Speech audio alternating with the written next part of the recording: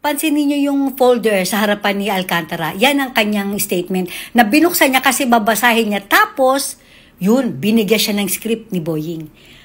Kaya pala siya pinaupo dyan ni Panfilo. Kasi hindi naman siya dyan nakaupo nung pisa, di ba? Pinalipat lang siya ni Panfilo.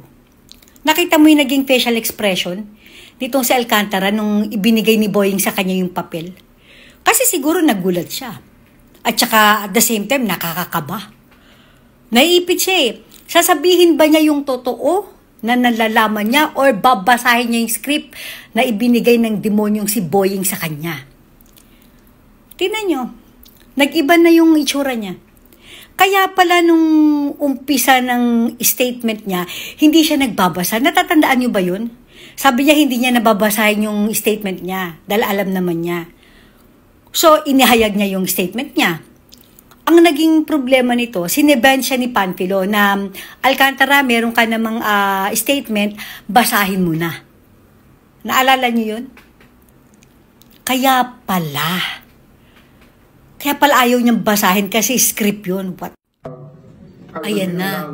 Ito na yung pinapaalam siya ni Boying sa chairman na dadalhin niya muna itong si Alcantara sa DOJ at ibabalik ng 2:00 para nga daw doon sa statement niya para maging ano na to, parang ipo-formalize. Di ba pinapirma pa nga siya dyan? Ang problema, yung pinapirmahan sa kanya, hindi yung statement niya na nasa folder niya, kundi yung script na ibinigay sa kanya.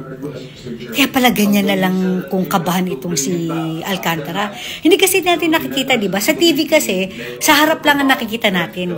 Hindi natin alam na merong ganyang pangyayari pala sa likuran nito. Tingnan niyo si Alcantara, kaya pala takot na takot.